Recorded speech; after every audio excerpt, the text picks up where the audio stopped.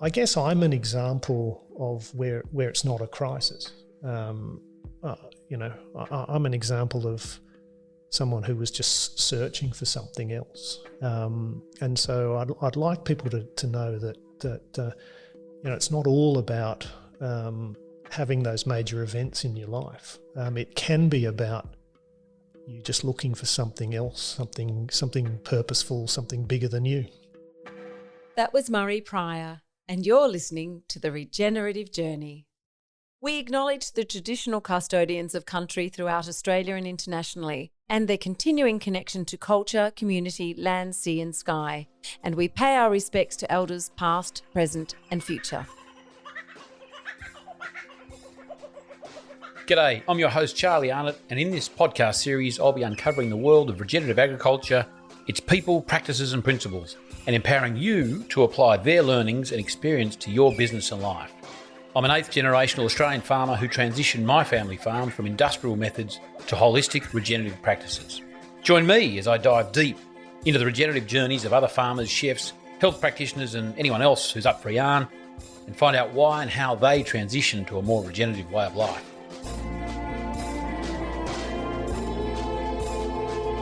Welcome to The Regenerative Journey with Charlie Arnott. Our next guest is Murray Pryor, a wonderful fellow I met 18 months ago, and he came to Hanamino to suss us out because he was on his own regenerative journey into the world of farming, being a new farm owner and launching himself into Biodynamics. We had a lovely chat here at Nuru. I'm going to get that pronunciation wrong. However, here on the Yass River at Gundaroo in New South Wales, overlooking the beautiful Galloway cattle he's got here.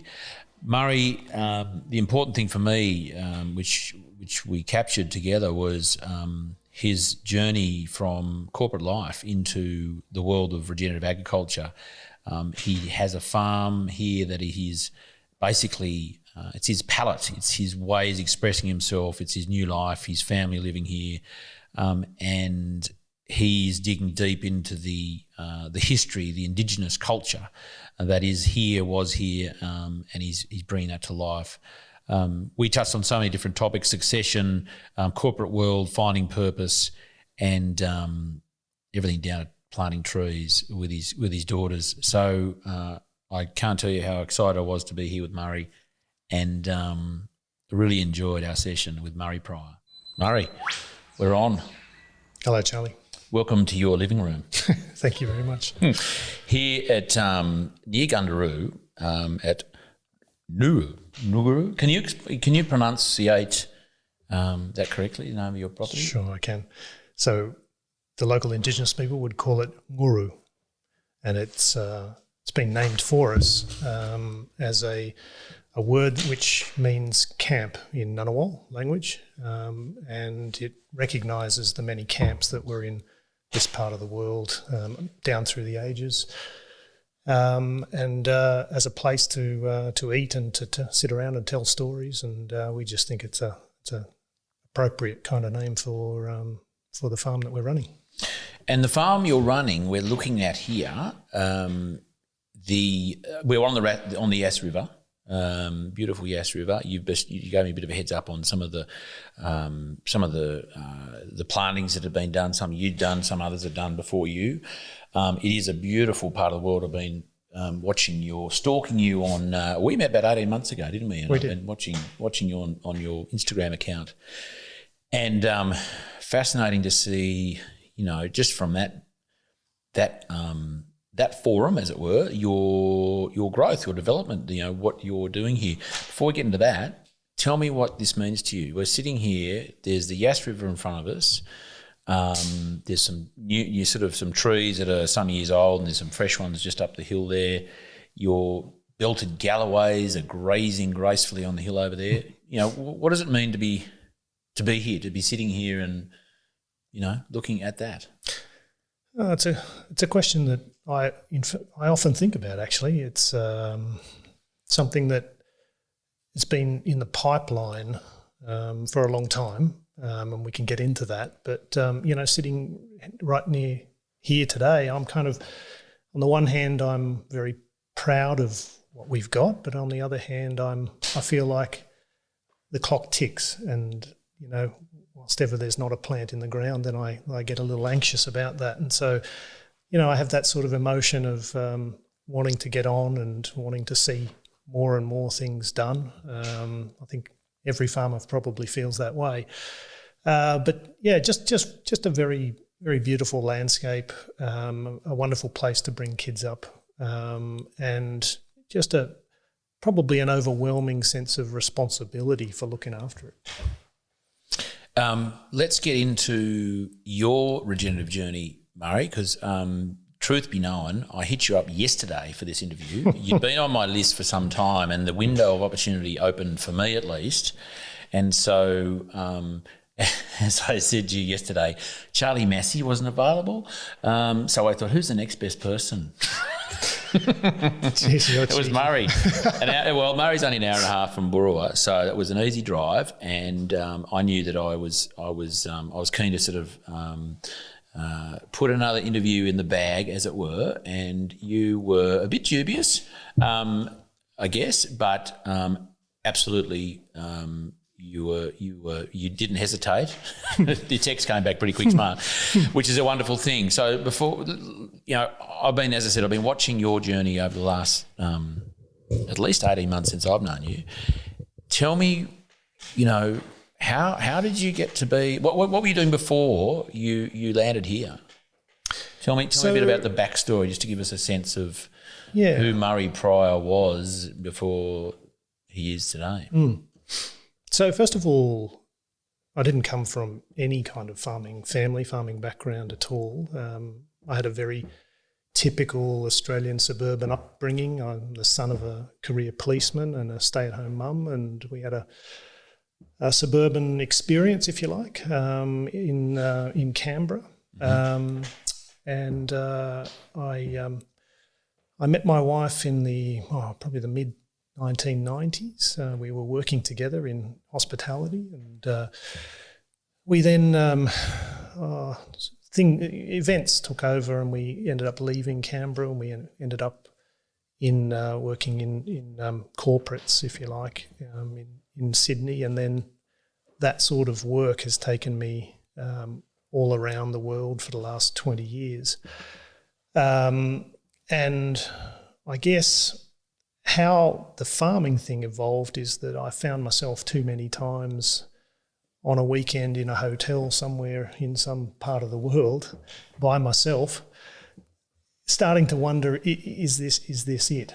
Is this all that I'm meant to be doing? Was that with a family back at home, like at least a wife at home? Wife and kids at home, and just starting that feeling of being unfulfilled. Was starting to gnaw away at me, and I love my main job, and I still do it, but I always had this sense that there was more out there, and I've always been pretty handy with my hands, and so I always thought that I could turn myself to things. Then we got back to Sydney in 2010. And I think we were only in Sydney maybe a dozen weeks, and I said to Michelle, let's go and look at farms. Mm-hmm. And we kicked the tyres on many farms. And I had this sort of crazy idea that I could commute every day from a farm into the middle of Sydney. So therefore, in my mind, it had to be 100 acres and it had to have a nice house on it, and we had to be able to commute every day. And of course, that's really hard to find, and it's you probably need some serious dollars. Absolutely to get that. So, and then of course, kids' ages, they were getting more advanced in their young years in school, and we kind of reached that point where we said, it's now or never. Not now or never, but now or when you retire.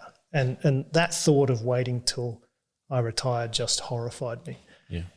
And I said to Michelle, well, it's going to be now. So we drew a much bigger circle around Sydney, and we started looking in earnest. And this place came up, fairly early in our search, and we came to an arrangement in relation to how I would kind of balance things. But in those first few years, wife and kids were here, and I was commuting backwards and forwards, and really happy that these days I'm based here full time.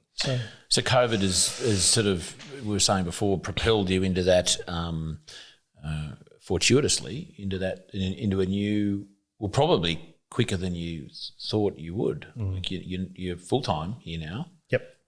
Working from home, as many other people are finding themselves and doing it well and going, why didn't I do it before? Yep.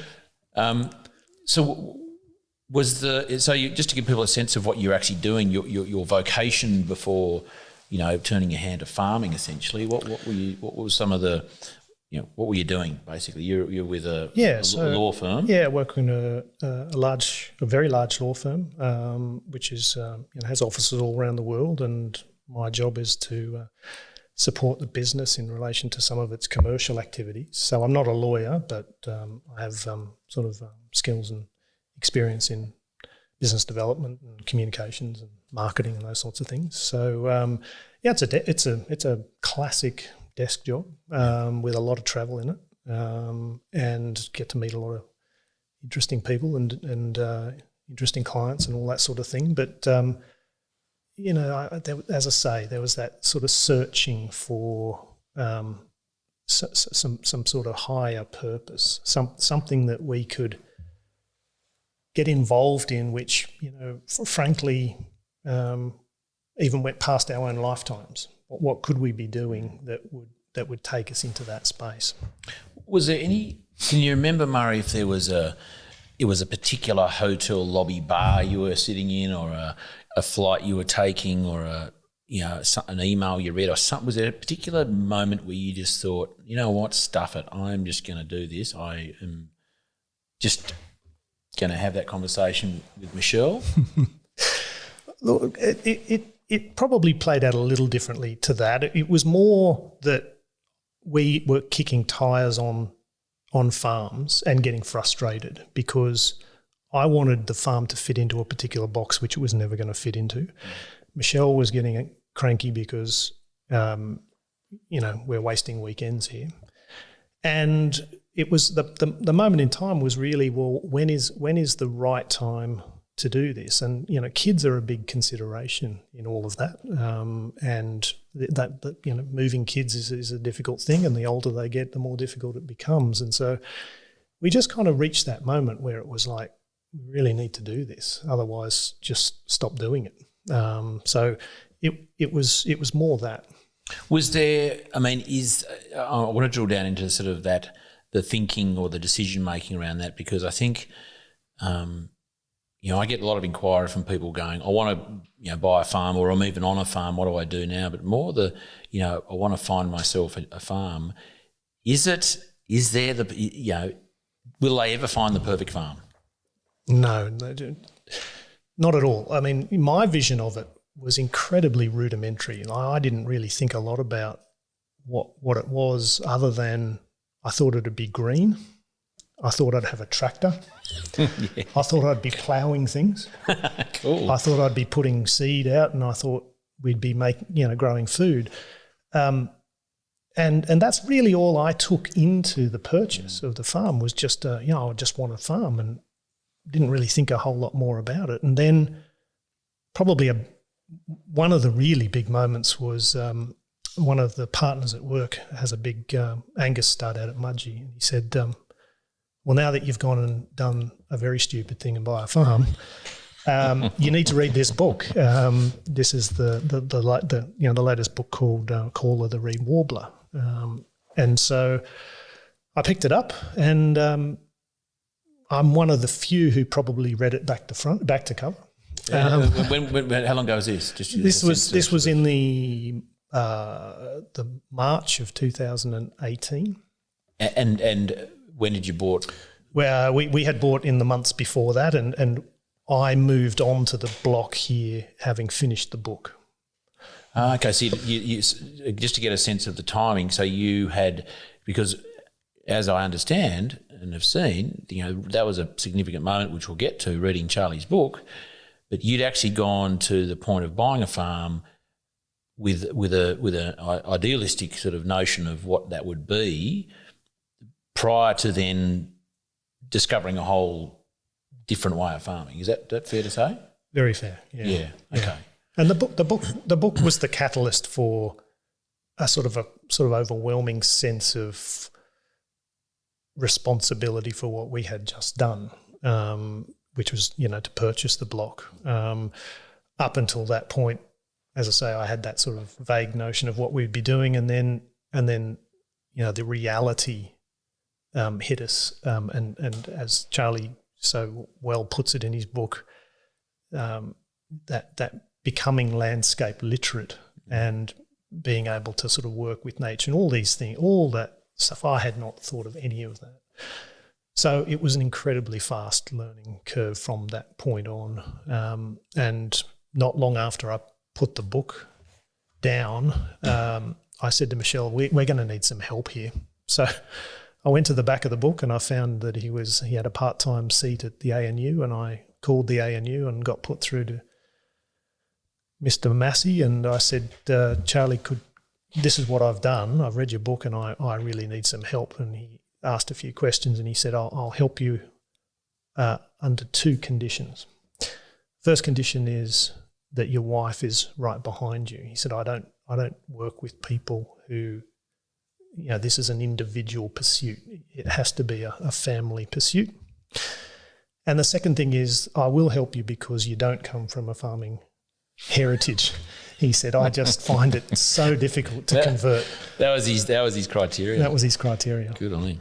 So then in the months after that, he came out and we spent many fantastic days out in the paddocks. He took me under his wing and he showed me all sorts of things. And I look back on that with such a fondness for just the range of things that I learned. And, his kind of, he has this amazing kind of, he's a man of few words in a way, but he just had that way of creating those kind of moments where learning happens. And so as a result of that, he helped us produce a farm master plan, which we're still working through, and that's kind of set us on the path from here. I want to get back to that master plan. I do want to, I'm just stepping back a little bit to the purpose, your comments before about purpose. You had a sense of not having a purpose or there potentially, possibly being a need to find a purpose.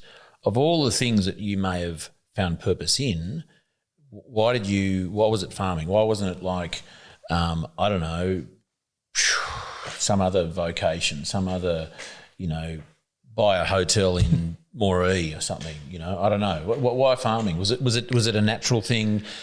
We happened to be at a farm, your farm, that is near Canberra where you grew up. Was there sort of a sense of place here as well in the farming community, or was it, why farming?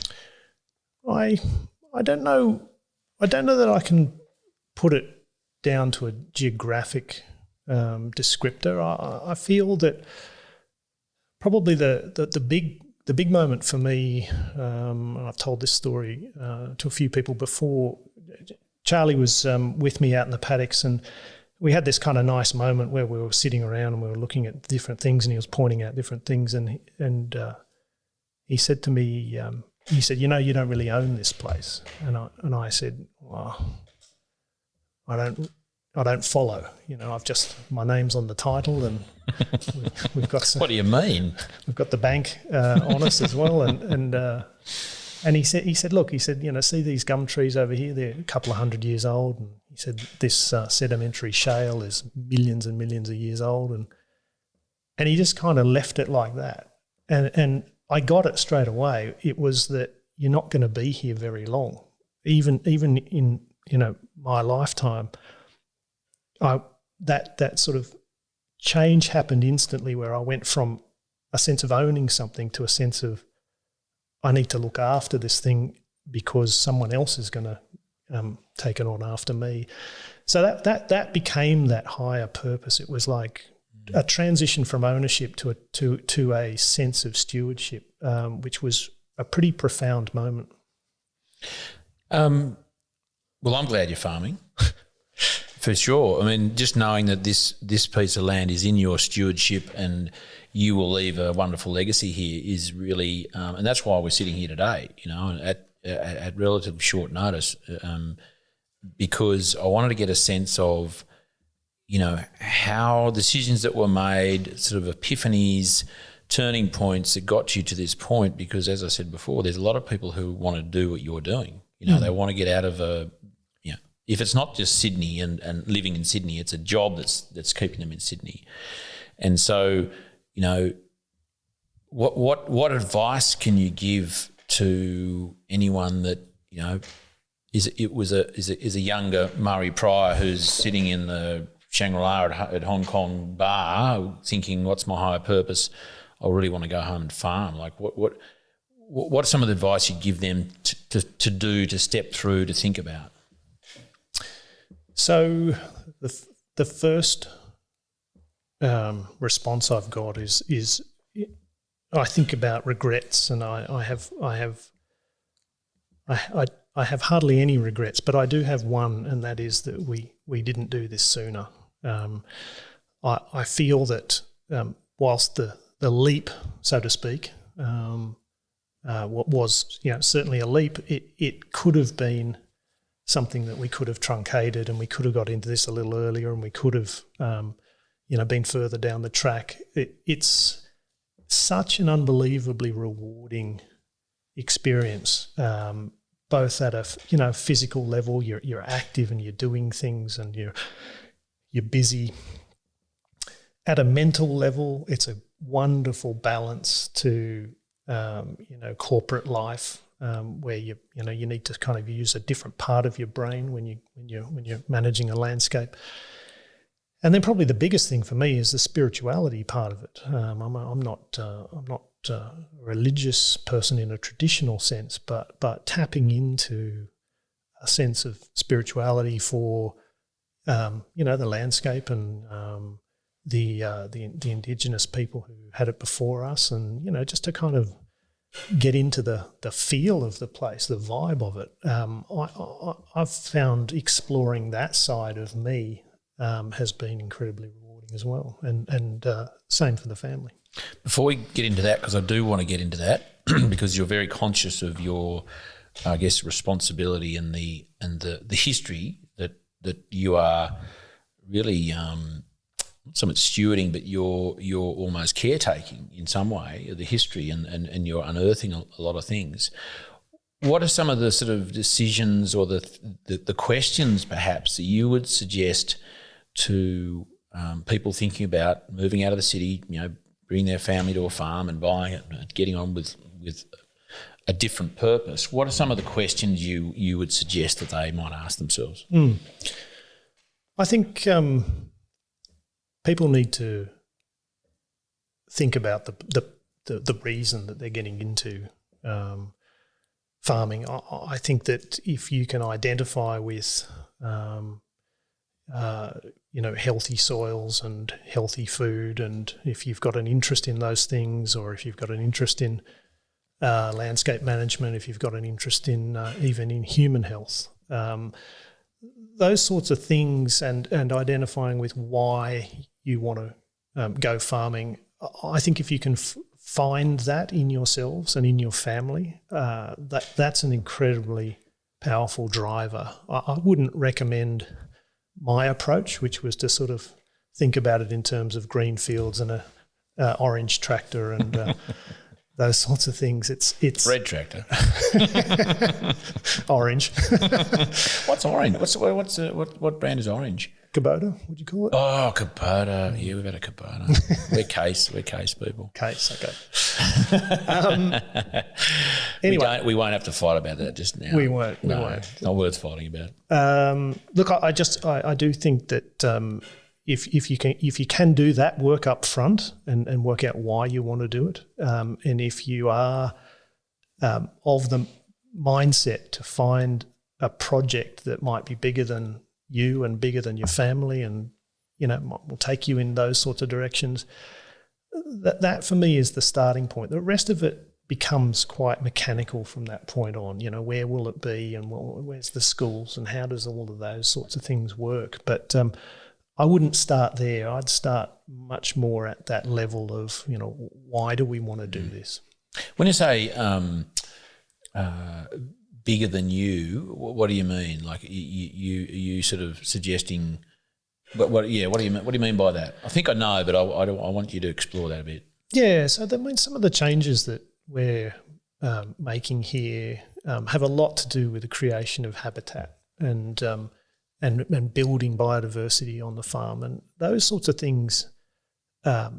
They take a long time to come to fruition. We're putting in seedling tube stock of big trees, and I'm sort of 48 years old now, and I'm thinking, when this tree is a big tree, that's going to be near the end of my time on the planet, and it's that sort of bigger than me concept, which is, I'm probably not going to see this farm at its peak. Someone else is going to see this farm at its peak, but that in and of itself is a driver to do more. So that's kind of what I mean by bigger than me. I think that's really important, because I think, as you say, and you got into your farm with the orange tractor and ploughing or whatever else that was, but it is a massive responsibility, and it is. I guess I'm just highlighting this for the listeners and those especially who are thinking about getting into farming.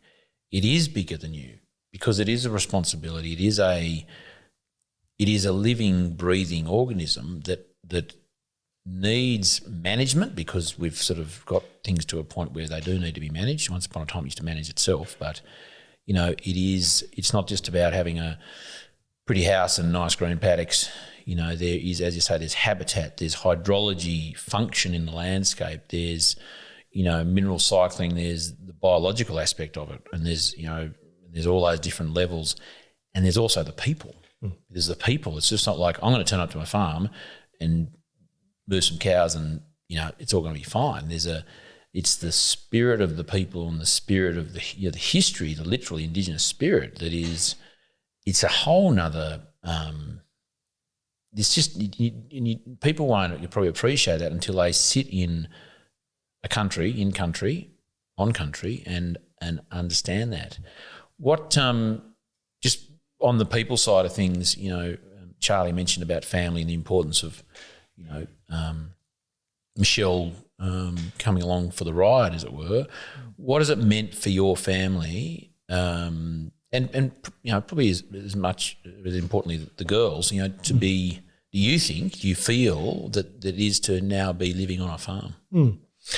So one of the things I've always been big on is understanding where your food comes from, and I had an upbringing where my dad and I and my brother we'd often go hunting, and we do those sorts of pursuits, and so from a young age, I had always had this idea of, if you're going to take a life, then you'll need to give that the respect of consuming it and consuming all of it. And so, I kind of wanted the girls to understand that, food doesn't come in a polystyrene tray with a Glad wrap on it, that it was a living, breathing thing, and that life cycle needs to be understood. And that can be quite hard to get across in the city. And so, one of the big changes in our girls has been that on a farm things are born all the time and things are dying. And, they love when things are born, and of course they shed a tear or two when things pass on. But it's that you can see their personal growth in understanding that. And when we put on something on the table, like, for example, lunch later on today, that's going to be what are we having, Murray? We have a couple of steaks from one of our steers from here. Yeah, and good. That's a great thing for anybody to appreciate. And there's a certain, it's almost an indescribable set of mixed emotions that you have when you're consuming food from animals that you've looked after yourself. So I see big changes in the way in which our family has sort of evolved and adapted to farm life like that.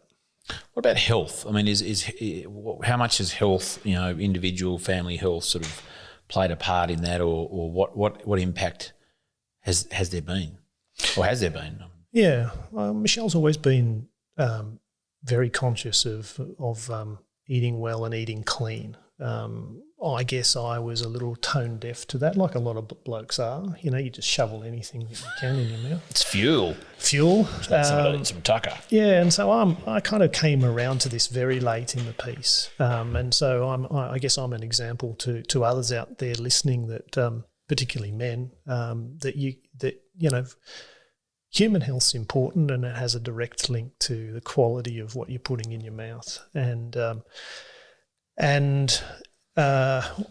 now that we've been able to be a part of the food system, and we start to peel that onion back and understand the layers of that big food system, we've been pretty surprised and at times pretty shocked at the way in which a lot of food gets produced. And now that we see that, and we see the difference between how we're trying to do it here, feeding ourselves and feeding our friends, and ultimately feeding the village will be where we want to go, and I think that will have a big knock-on effect on the health of not only us but of our community in time to come. I want to get back to that. Your long-term plans. So that's a question on notice. Got it. Let's get back to the Indigenous overlay, if we can, because again, I've noticed your emphasis on that, which is fantastic, because I think it's really important for those who are custodians right now, and for those who will be, and for those that were. That acknowledgement. Tell me how that journey sort of played out in your sort of appreciation of that responsibility. Particularly the Indigenous history here, and Charlie Massy made those comments that day he was here. But how has that sort of played out? Well, we're not dissimilar to a lot of places in Australia where European settlement came through in the early to mid 1800s, and the relationship between that and the First Nations people is a very sad one. And when I made the decision with Michelle that we were going to have a red hot go at regenerative ag, we sort of straight away had this sense that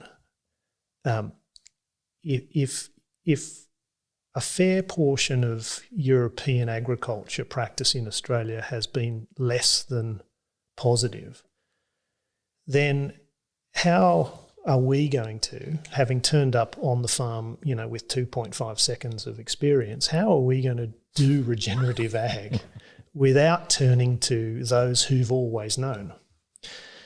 And so it took us a little while to get into the Indigenous community. It's not an easy path to follow, but we have some guidance and support through a good friend, Paul House, who's a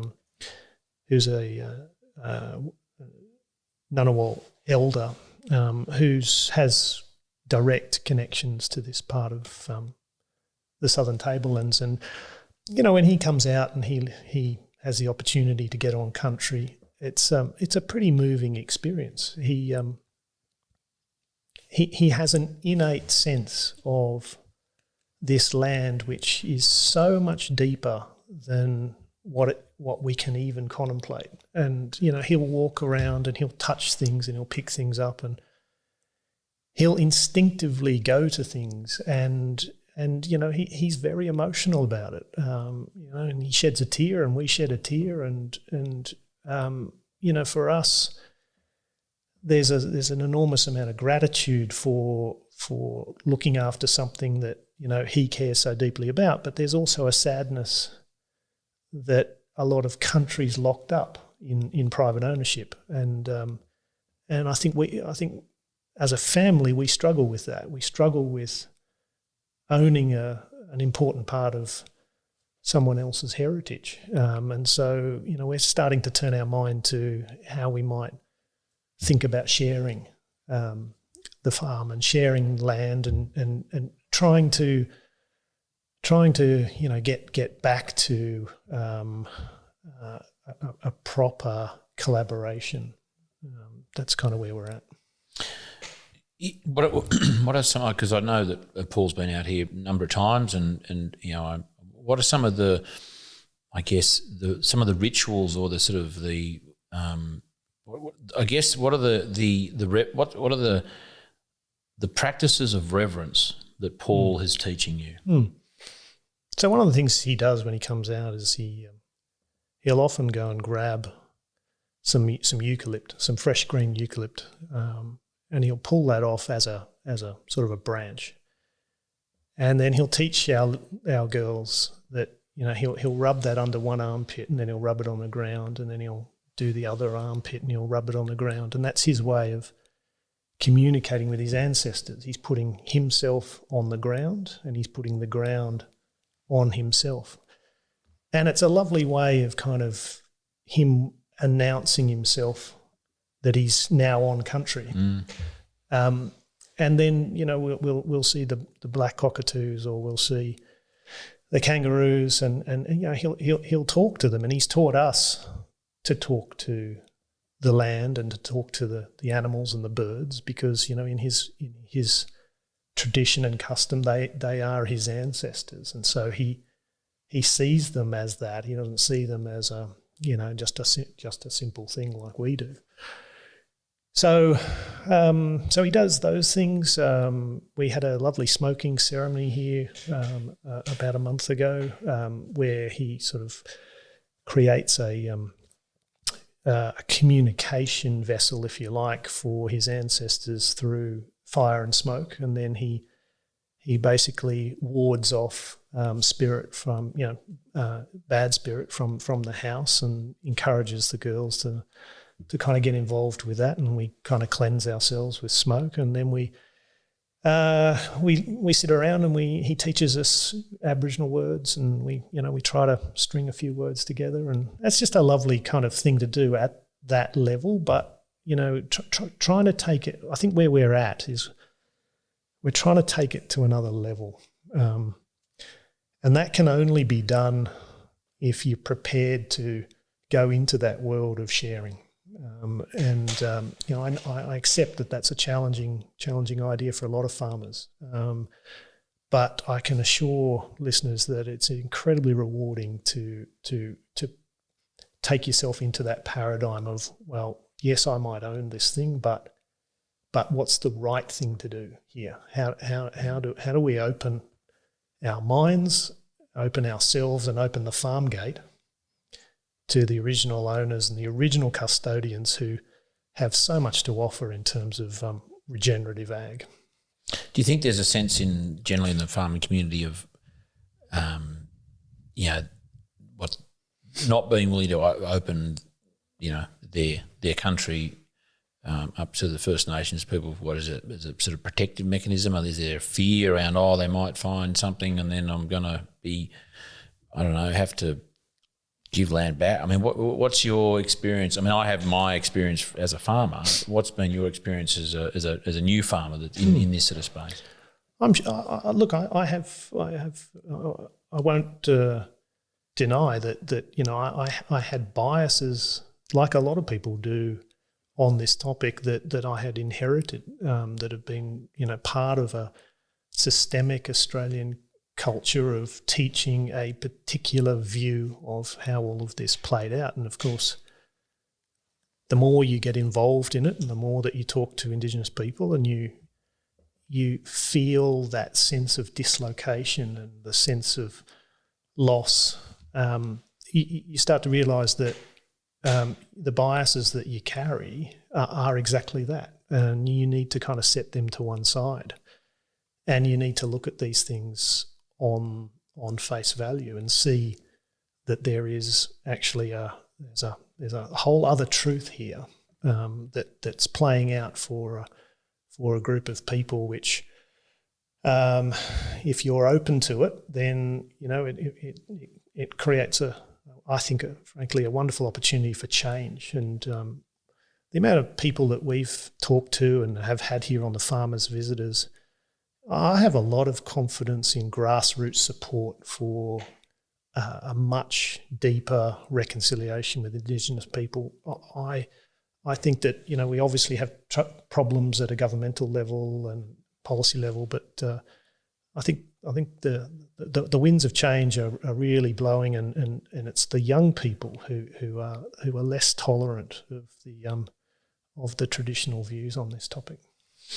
I was pleased and grateful to be part of a webinar that you put together there some weeks ago now, back in the end of May, I think it was, with one of the speakers was Bruce Pascoe, and I remember him saying something about, we don't want reconciliation, we want, and there's a word, and it was so profound, and we'll have to go back to the transcript, Murray.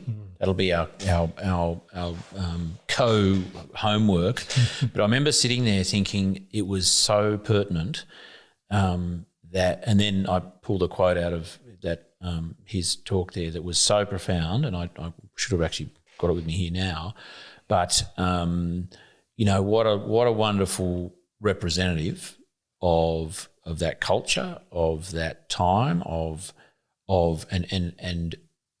and the good news is he's a writer. He can put this stuff on paper, and he's produced, Dark Emu. He's done a Dark Emu for children as well, which I absolutely endorse is not the right word, but I strongly encourage people, mums and dads, to go and buy that book. Read the adult one for yourself, and then give the kids the other one. Read it with them, because it is such a compelling story. Can you tell us, for those listeners who aren't familiar with Bruce and his work and Dark Emu, can you give us a bit of a sort of a snapshot of that? Snapshot, yeah. So Bruce has done a really deep and quality piece of research on the truth around Indigenous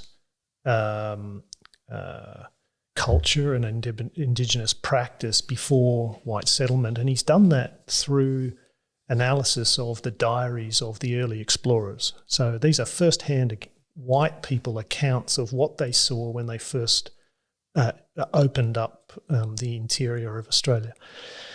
And of course, what they saw was, large-scale agriculture in different sorts of ways. They saw the harvesting of grain. They saw bread making. They saw sophisticated fish traps. They saw they saw a lot of storage of agriculture commodity product as we would know it today. Granaries. Yeah. Quite extraordinary. And of course, none of that was taught to us. We were all taught that this was just simply a nomadic existence where Indigenous people moved through country, and so therefore they never really had anything, they never really owned anything, and so that suited our way of opening up the country. Invading, exactly. So the book, paints an incredibly different picture to what everyone was taught in school, and as a result of that, I think that that's been probably the seminal piece of the decade in terms of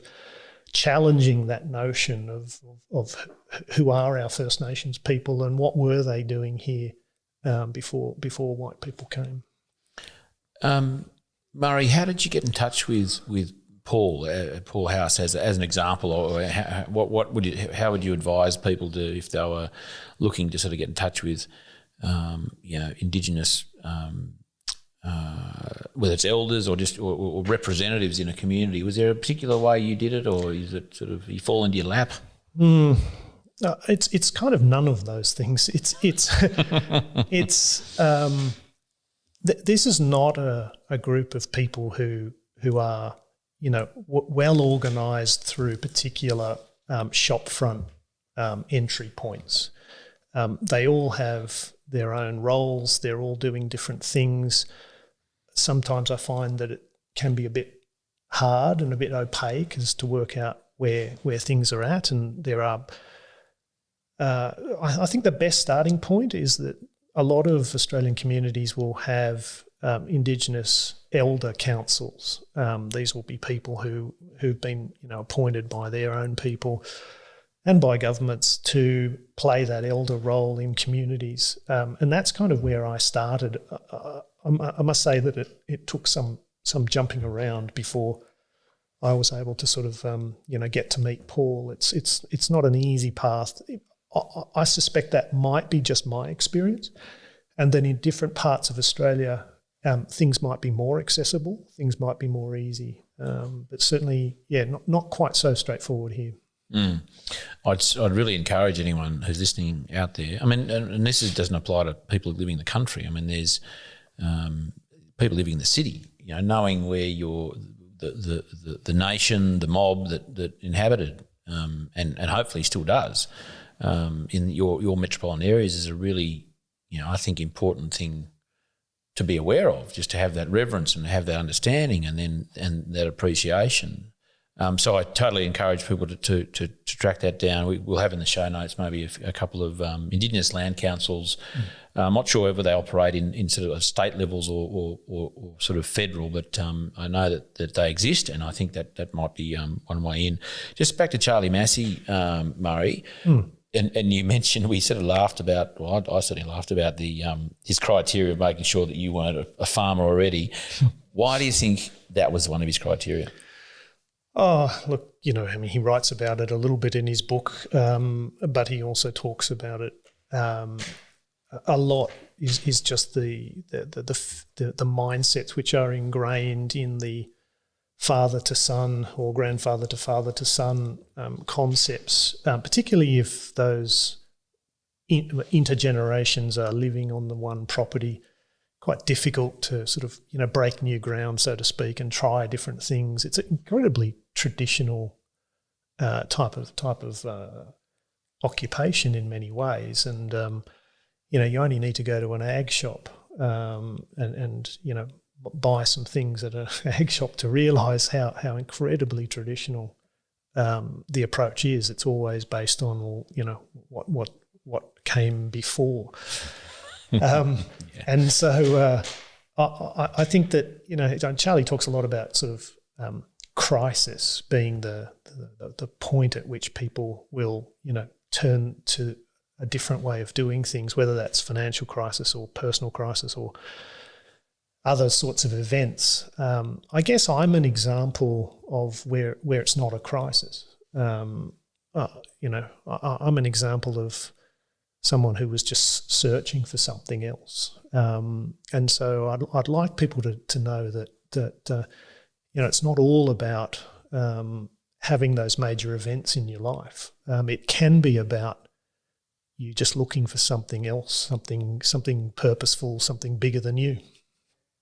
I think that's fantastic. And often I think it is, and I've been talking to a number of people in this sort of COVID couple of months, and a lot of them are saying just that there hasn't actually been a crisis point. Yes, COVID might have stuffed around some business and so on, but it's more been like the door just opened.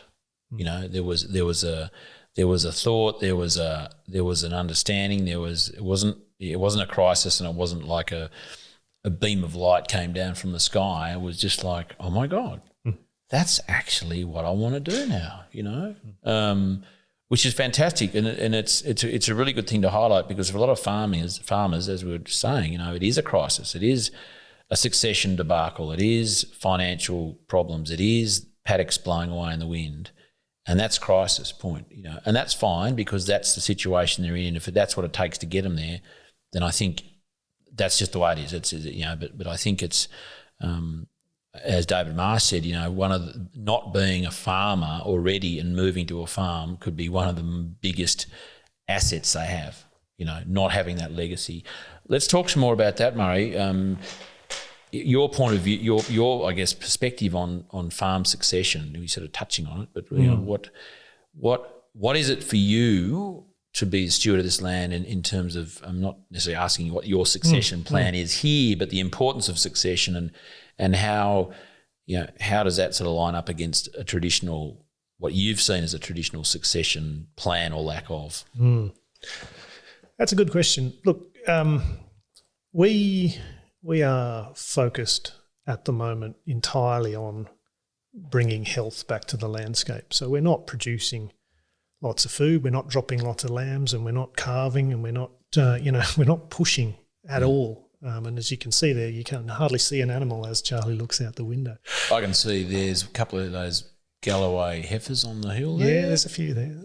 But really what we're trying to do is to put, play it forward, put some big investments down, investments in terms of labour really, in making this a much more nature-driven farm. And so that for us is a big long-term play.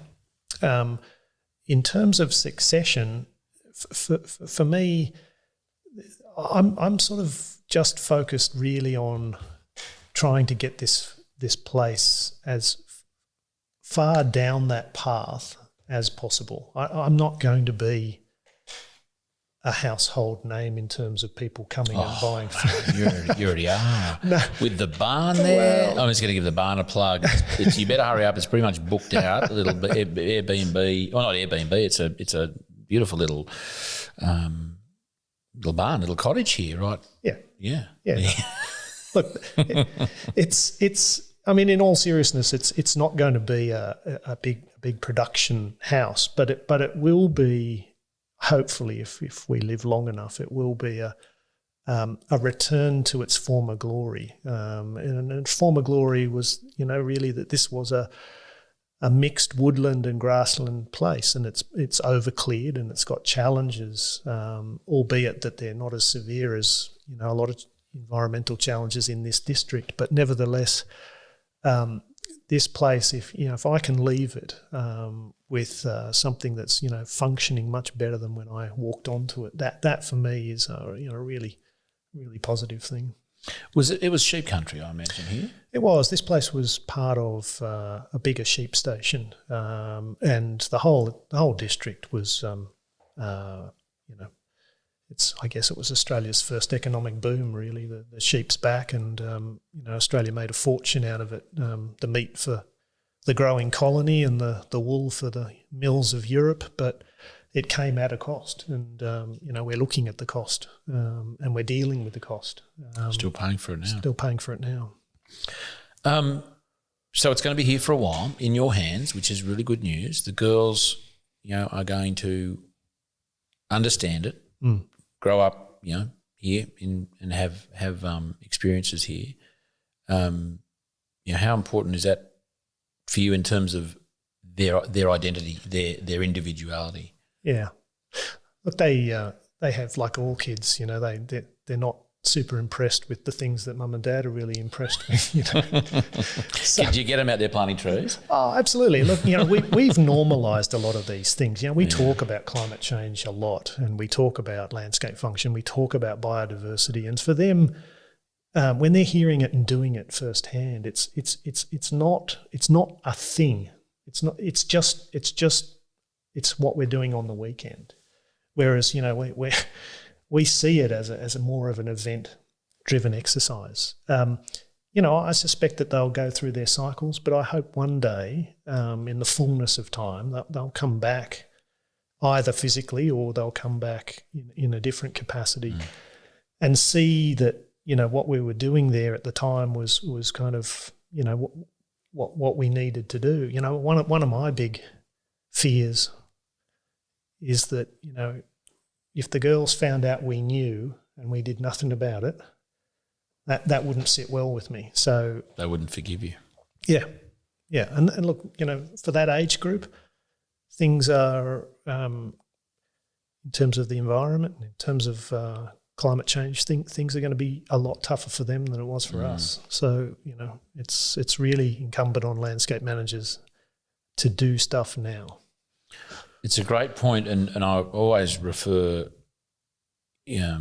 at most occasions back to Dr. Zach Bush, and he talks about the connection between human health, not just like health as in physical health, but mental health, spiritual health, and landscape and food and farming, and it's the management of that landscape that ultimately impacts and affects, the most important things in our lives, our children, and the development of them.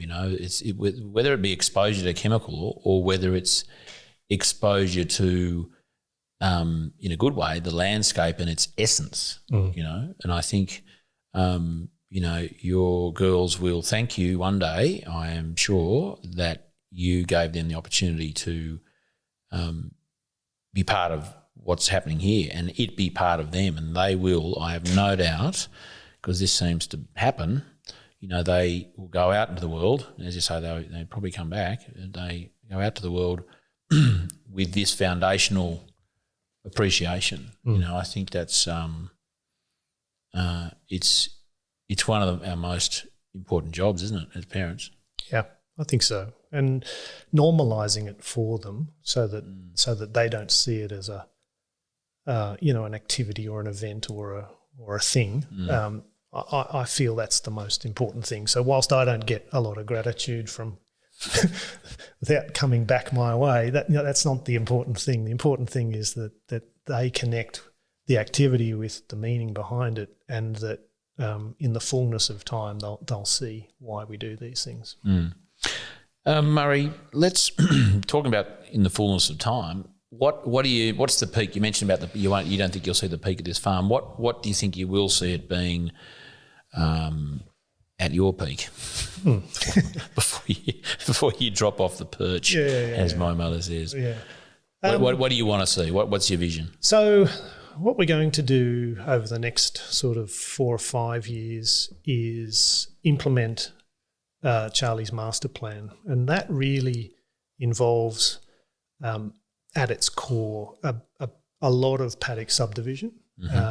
And the first challenge there is getting water from down low to up high so that we can get the water points for all of this subdivision. And then with the support of grazing animals and the biodiversity that we're trying to put into the place, I'd love to get it to a point where it's holistically working with really minimal interventions. That's where I'd love it to be, where you can really start to feel that you've got, that solar function, that water function, that nutrient cycling function, all of those things really working, and the biodiversity helping us with, pest and weed management and all the rest of it. That for me would be a real thrill to see that. So that's essentially working with nature, yeah. How do you see? What's your role? What's your role as a partner with nature here, do you think? So one of the things that Charlie taught me, and in fact when he put me on to you and I came out to see Hanamina, I for the first time really started to understand the skills that you guys have got in the powers of observation. And I think for a lot of people who are coming onto land, that's a really big issue, because all you're seeing as a novice, you're just seeing bush. You're not seeing anything else. And I notice when I have my guests come onto the farm and I take them around and we talk about things, and I start pointing things out, and they say, I didn't see it like that. I didn't see erosion, for example, as being something that shouldn't be there. I just thought that incised creek was just how it was, until I explained to them that it never used to be like that.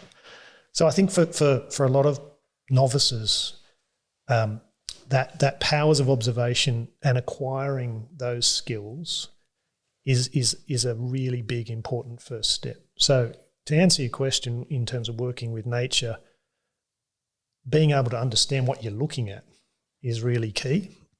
Then for me, it's about making sure that we're as light on the land as possible. This country's pretty light, and I feel that it's fragile and it needs a very deft touch to manage it. It wouldn't take much to take it backwards. So for me, there's that part, and then there's also a part about getting out of its way, getting out of what nature's way. I mean, I've planted, thousands of trees, but there's natural regen going on all the time. And if you can spot that and see it and then protect it and nurture it, then nature's doing a lot of my heavy lifting for me.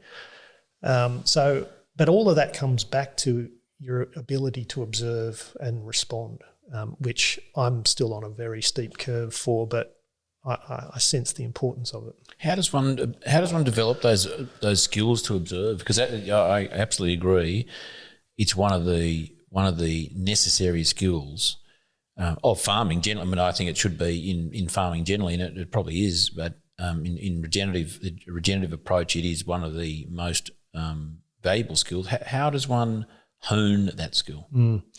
So, well, first of all, call of the reed warbler is a good start for understanding those sort of big functional cycles and understanding those things.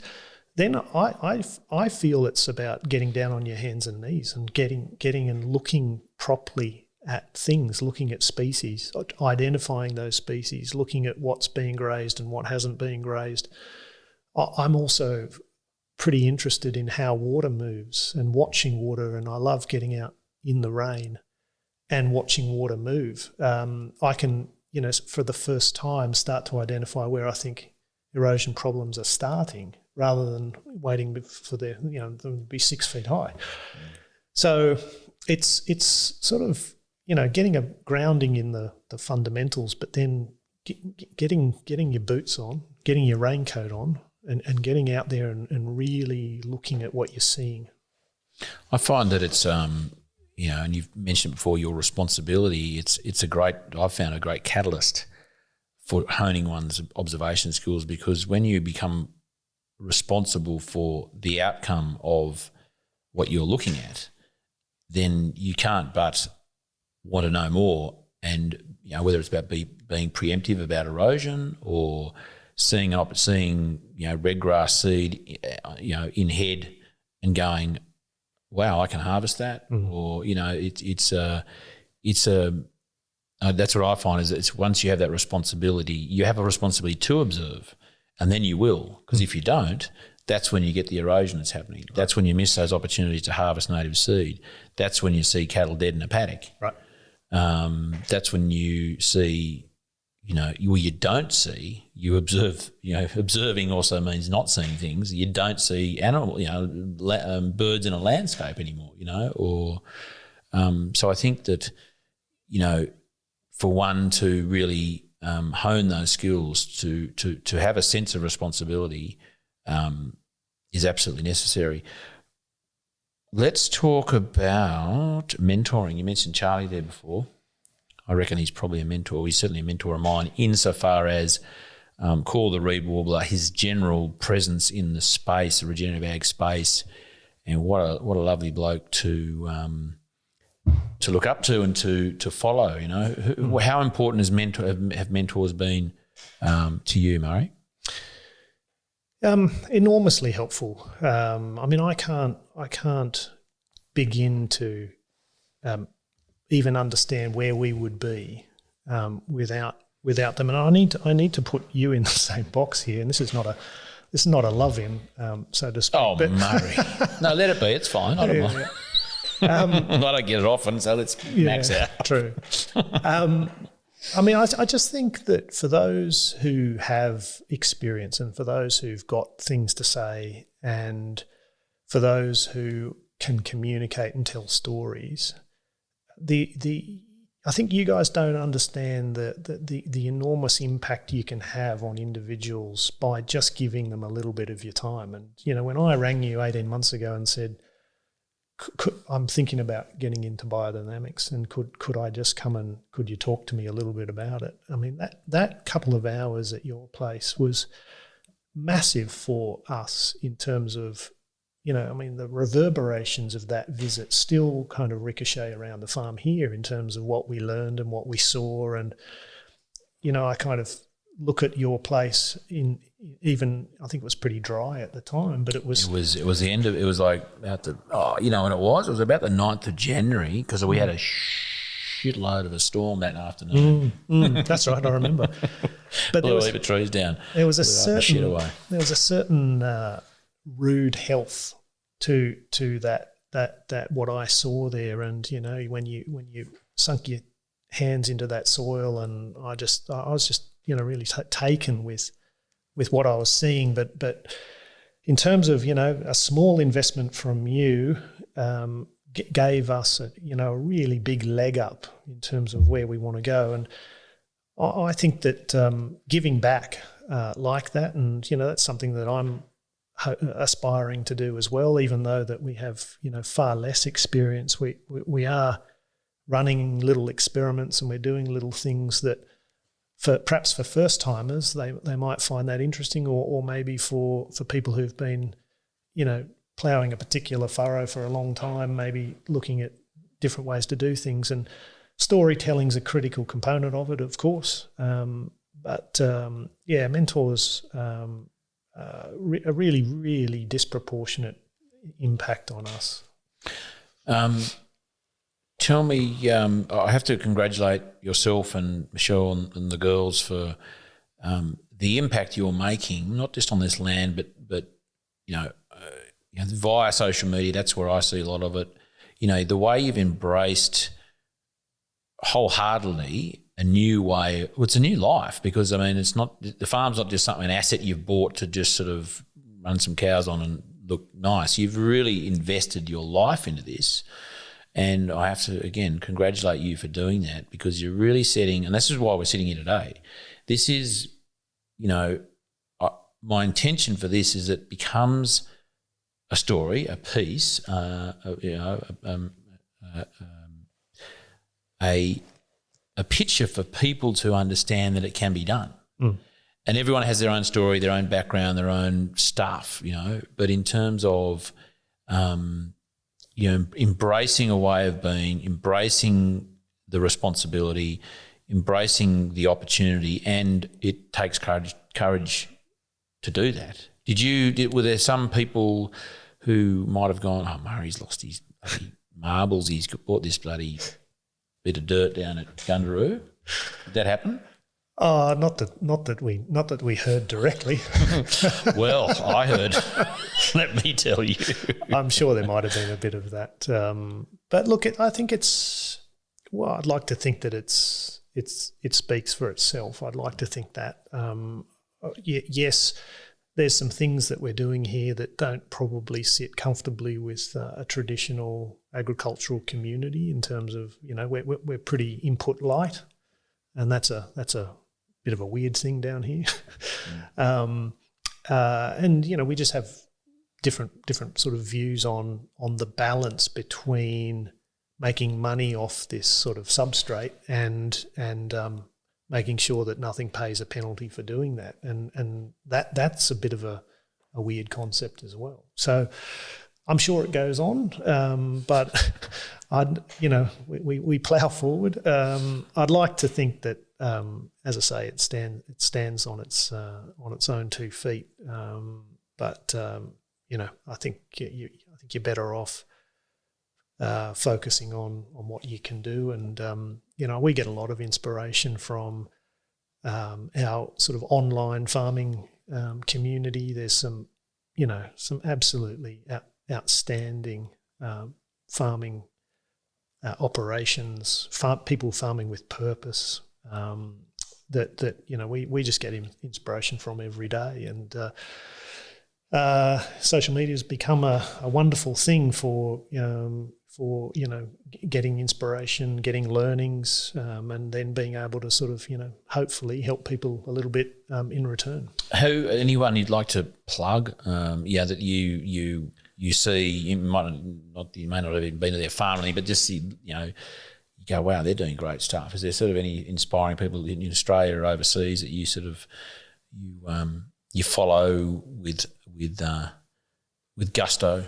Yeah, look, I'm nervous to answer that because inevitably I'm going to forget somebody. Well, just that's a caveat. Murray may forget mentioning. So it's like a wedding speech. You forget to thank someone. Look, there's some terrific examples around here, around Braidwood, around Bungendore, even sort of, up Yass and Wee Jasper Way. There's some beautiful truffleries that we're seeing, wonderful fruit and veg being made in these sort of cooler climates. So, I love sort of following those sort of, close to home. I guess the landscapes look a little similar, and so I can kind of identify with the challenges of trying to do something on a sort of fairly harsh environment like this. I follow all the big boys as well who've got big operations, and I get inspiration from sort of the scale of what they're doing, and some of those are in the US and in the UK as well. But too many to mention. Murray, you mentioned inputs before, and you also referenced Biodynamics. You came to visit us at Hanamino there 18 months ago, and you came to a one day, I think in May that same year, you came to a one day at Glenmore House, Mickey Robertson there, and anyone who wants to visit, go online, buy her book. It's amazing. Very historic house that she's done up, an amazing kitchen garden and orchard set up there. She's one of our favourites, is Mickey. Murray, what are some of the biodynamic sort of practices you're implementing here again, just to give people a sense of, I guess, what you're doing, and that maybe it's not that hard. Yeah. If someone like you, Murray, can do it. Yeah, exactly. Hang on, more importantly, if someone like I can do it, it must be anyone can do it. Yeah, yeah. So, based on, we made a decision to be chemical free right up front. Why? Oh, look, Michelle was, dead against it from day one, and always has been. So, we've been eating organic food long before the farm came along. So, the idea of chemicals was just an absolute zero chance from day one. But I guess when you have to look after a block of land bigger than a house block, you are then, the scale of it can be a little overwhelming in terms of how do I manage its fertility, and how do I manage the things that, can go in the wrong way. So that's when Charlie said, well, there's a range of different ways to do that, but you should talk to Mr. Arnott. So off the back of that, what we could easily adapt here was a sort of the mainstay for us is cow manure concentrate preps, BD preps. And we do those following the lunar cycles, and we get them out onto pasture. We're kind of feeding that soil biology. These are all native pastures. It's predominantly red grass and kangaroo grass. We have a little bit of phalaris on the flats, but essentially it's all native. And what we're trying to do there is graze livestock using that native pasture, because what we love about it is its drought tolerance. It's really tough and hangs in there. Sure, it's not. You can't drive huge production off it, but it has its own benefit, which we feel is appropriate for us. And Biodynamics has really, kicked it along and helped. We're seeing stronger and stronger seed set each year.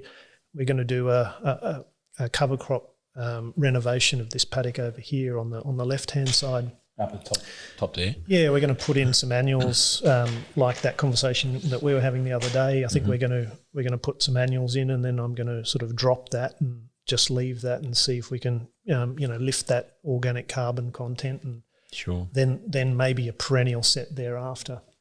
So Biodynamics will feature in all of that as we sort of move through that renovation project. And you're making your cow manure concentrate here. I saw your very smart pit, and you got your manure. Did you got your manure from elsewhere? Because you had. No, we just bring the cows up to the yards, and we just have them in there for a couple of days, enough to fill the pit. The pit. And have you got them trained? Do they actually back up to the pit and just dump Australian? That'd be great. Well, actually, I should say into the cement mixer. Yeah. Murray, lessons. We want to finish on. I'll give you 2 more questions. Lessons you've learnt that, and I don't like calling them mistakes. Well, they may be framed up as a mistake or look like a mistake. But what have you learnt from those mistakes? What are some of the things you can impart to our listeners so that they may save them? This is a big responsibility, Murray. You may save so many of our listeners from making the same mistake, depending on what you tell them right now. I think that being relatively new, you don't have the memory bank of seasons. And when you don't have a memory bank of seasons, whilst you might be, you might have some landscape literacy, you don't really have season literacy. So what we didn't see that easily was that build of that big dry from 18 onwards. We came in 18, so our paradigm started in what we now know was to be quite a big dry. But we walked onto it thinking that was normal, that was the beginning. And so that kind of crept up on us, and we were lucky enough to finish our Angus herd just in time. We got those to live weight, but that whole seasonal thing was a bit of a scare for us. And if you we feel like we got out of it in the nick of time, but I think we could easily have gone pretty backwards at that point.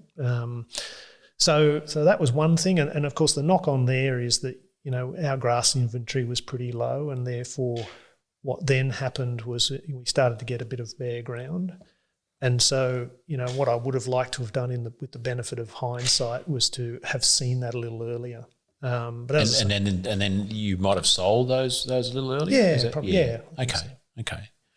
I was obsessed with finishing my own cows. Totally. And we love our cows more than our grass as a general rule. That's certainly what I used to do, and then that's turn that on its head. Any other lessons you've learned? There's lots of little lessons, like weeds grow faster than vegetables. But weeds are also edible, generally. Weeds are edible, and as you taught me, the weeds are there as messengers. So that's a great way to kind of think about them. I don't see any weeds out here at all, Murray. None at all. That might be Cape weed out there, but it's not a weed. Not at all. It's telling you something, isn't it? Oh, look, the other one that I have painfully learned from is that I always wanted to have all permanent fencing, and I've got permanent fencing that runs down to the Yass River. And what I didn't realise is that the Yass River floods about 3 or 4 times a year, and for the first almost 2 years, I just kept going back and putting permanent fencing up until I just gave up and thought, this is just never going to work. So you've learned how to build a floodgate now. Exactly. So, yeah. Well, Murray, that's been. I did have a question for you when I was reading your job title there. It was international leader. I was at BD&M. I was going, what's BD&M? Sounds a bit adult. Well, it could be biodynamic. It could be. No, it's business development. So business development marketing. Yep. And marketing. I thought it was going to be something much more exciting than that. Yeah, no, sorry.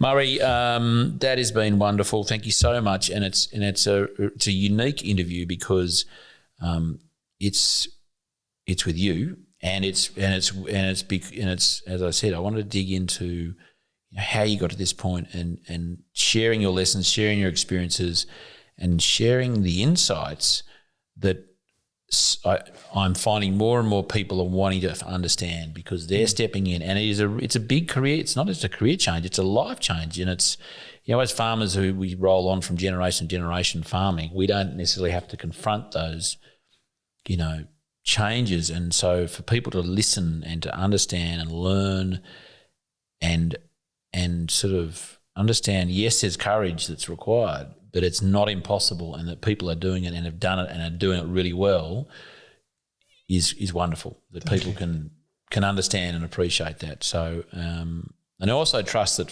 people who are listening to this that are, say, farmers, understand things from your perspective as well. In terms of succession, in terms of you're a newbie, and thank God there are people coming onto and being farmers and buying land like you because. As I said, David Massy, it's one of the greatest assets the industry has is people coming into the industry with new ideas, new perspectives, and that's really healthy. So thank you for contributing in such a wonderful way.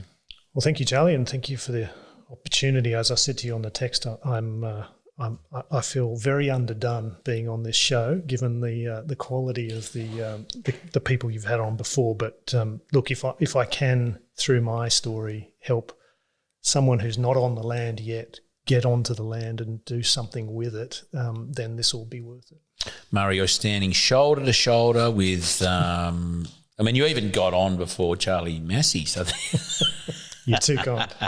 And Terry McCosker, Charlie and Terry, I'm coming after you. I did say months ago I was going to grab them, but with COVID it was just a bit hard to get to them. I like to do the face-to-face.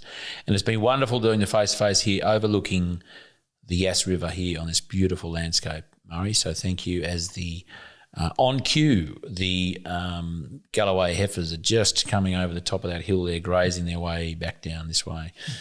Well done. Thank you. Thanks, Murray. Thank you.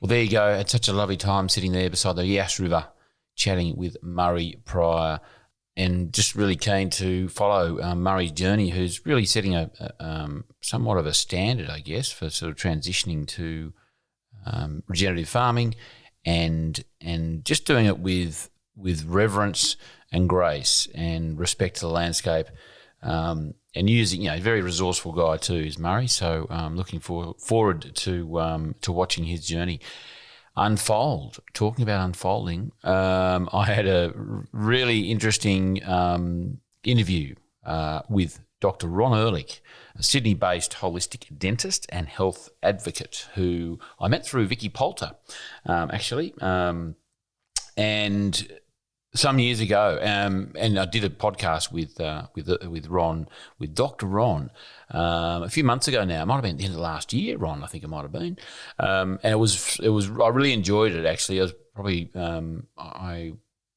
just because I wasn't talking necessarily farming. We were talking a lot of health.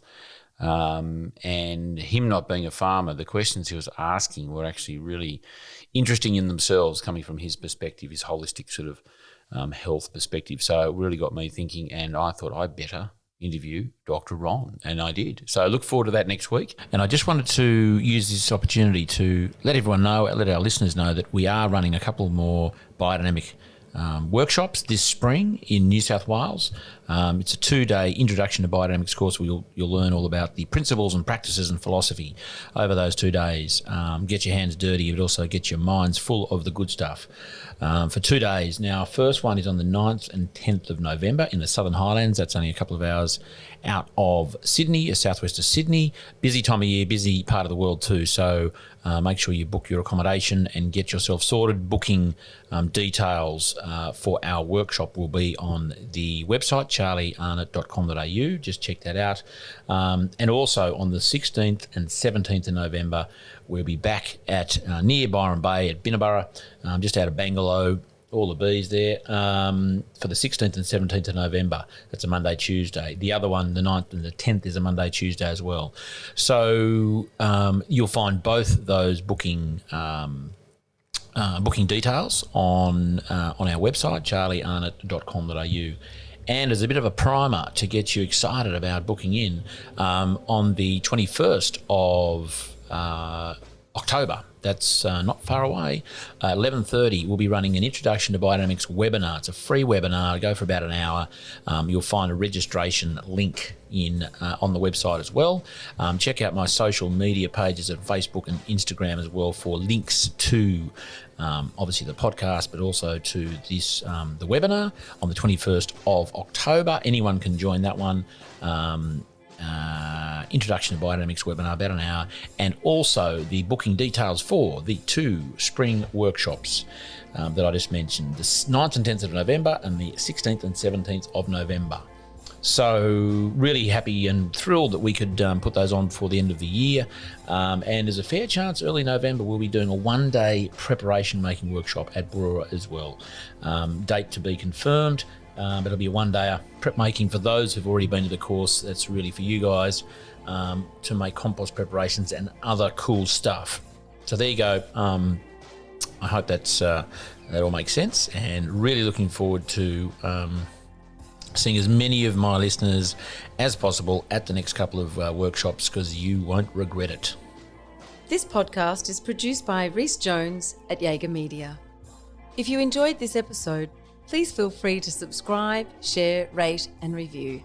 For more episode information, please head over to www.charliearnott.com.au.